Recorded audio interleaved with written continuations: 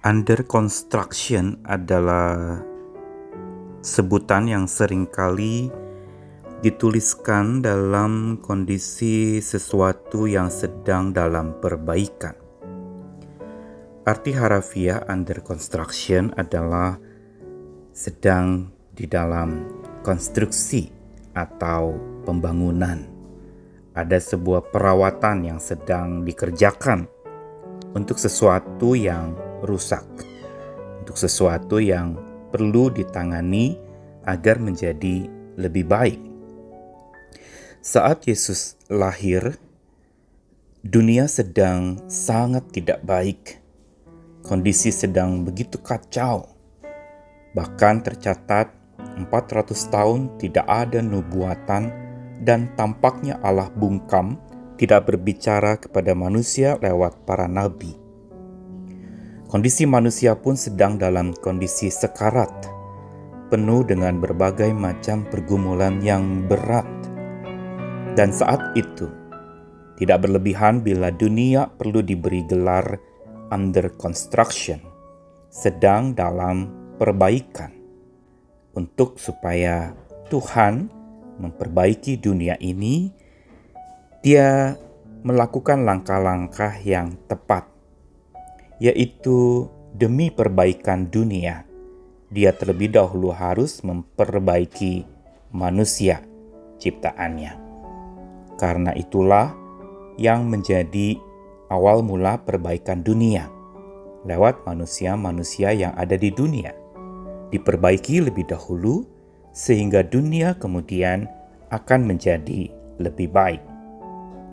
Dan di dalam pergumulan pribadi kita yang berharap agar keadaan menjadi lebih baik, satu hal yang perlu kita tanamkan adalah bahwa untuk supaya keadaan kita, sekitar kita, keluarga kita, atau orang-orang yang ada di luar kita menjadi lebih baik, harus diawali justru dengan kita terlebih dahulu yang rela diperbaiki. Kita semua sedang under construction, sedang dalam perbaikan. Saya Nikolas Kurniawan menemani di dalam Sabda Tuhan, menutup nyanyian pujian Maria. 3 ayat terakhir ini memberitahukan kepada kita tentang sebuah makna Natal yang sesungguhnya. Ayat yang ke-53 sampai 55 Lukas 1, ia melimpahkan segala yang baik kepada orang yang lapar dan menyuruh orang yang kaya pergi dengan tangan hampa. Ia menolong Israel hambanya karena ia mengingat rahmat-Nya seperti yang dijanjikannya kepada nenek moyang kita, kepada Abraham dan keturunannya untuk selama-lamanya. Maria menutup dengan indah nyanyian pujiannya.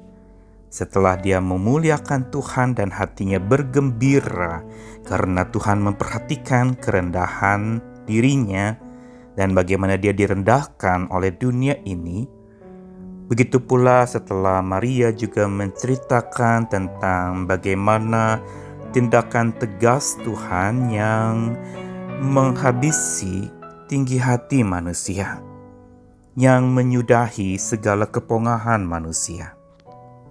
Dan dia tutup dengan bait yang menegaskan tentang apa arti kedatangan Tuhan buat dunia ini. Maria ingin memberitahukan kepada kita tentang satu prinsip yang mendasar sekali tentang Natal, yaitu bahwa Natal adalah bukti janji Sang Maha Baik yang berbaik hati untuk memperbaiki orang-orang di dunia ini. Sebagaimana dikatakan, Tuhan melimpahkan segala yang baik kepada orang yang lapar dan menyuruh orang yang kaya pergi dengan tangan hampa. Dan kata melimpahkan segala yang baik ini menunjukkan bahwa ini tindakan Sang Maha Baik. Dia melimpahkan segala yang baik berarti dia bukan sekedar membuat keadaan manusia menjadi lebih baik, tapi justru dia yang turun ke dalam dunia ini. Sang Maha Baik berbaik hati untuk mengadakan perbaikan bagi orang-orang yang ada di dunia ini. Tetapi dikatakan kepada orang yang lapar. Semula saya berpikir apa hubungannya Tuhan melimpahkan yang baik kepada orang yang lapar. Ternyata arti lapar di sini adalah bukan orang yang sesungguhnya sedang kelaparan, tetapi orang yang menyadari bahwa dirinya lapar. Sama seperti orang akan cari makan kalau dia lapar. Begitu pula orang yang sadar dirinya tidak baik akan memberi diri untuk diperbaiki atau setidaknya mencari cara bagaimana ada perbaikan terjadi dalam hidupnya. Gambaran orang lapar ini yang lalu dikontraskan dengan menyuruh orang kaya pergi dengan tangan hampa. Maria ingin menuliskan tentang satu kontras antara orang yang menyadari dirinya tidak baik dengan orang yang justru merasa dirinya sangat baik. Inilah sebutan lain untuk orang yang kaya yang disebutkan dalam ayat yang ke-53. Orang yang kaya sesungguhnya bukan orang yang memang limpah harta dan banyak kekayaannya, tapi orang yang justru menyadari dirinya malah sebagai orang yang kaya. Dan orang yang seperti ini tidak akan merasa perlu lagi untuk mencari kekayaan karena sudah rasa kaya. Setara dengan itu pula orang yang merasa dirinya sudah baik, dia akan meremehkan yang tidak baik, dan dia juga akan menganggap bahwa karena saya sudah baik, untuk apa lagi saya diperbaiki? Dan Alkitab dengan jelas menuliskan di sini pergi dengan tangan hampa. Mau memberitahukan bahwa orang yang merasa dirinya baik itu sama dengan orang yang akan sebenarnya sia-sia hidupnya. Dia merasa dirinya sudah baik, sudah kaya, sudah hebat. Justru ini menunjukkan kehampaannya, dan dia akan pergi dengan kehampaan itu. Dan tindakan sama baik untuk memperbaiki orang yang menyadari dirinya tidak baik, tujuannya adalah agar orang itu menjadi baik. Dalam ayat berikutnya, ia menolong Israel hambanya karena ia mengingat rahmat-Nya. Ia menolong di sini menunjukkan ia menyelamatkan Israel. Dia memulihkan, dia memperbaiki Israel hambanya. Atau Israel yang menyadari dirinya sebagai hamba Tuhan. Karena Tuhan mengingat rahmat-Nya yang sudah dijanjikannya kepada Abraham dan keturunannya untuk selama-lamanya. Inilah sebenarnya yang ingin dikatakan kepada setiap kita lewat Natal, yaitu bahwa Tuhan yang sedang memperbaiki kita agar menjadi baik. Tujuannya adalah supaya kita bukan sekedar menjadi baik, tapi agar kita tidak henti berbuat baik, walau keadaan sedang tidak baik.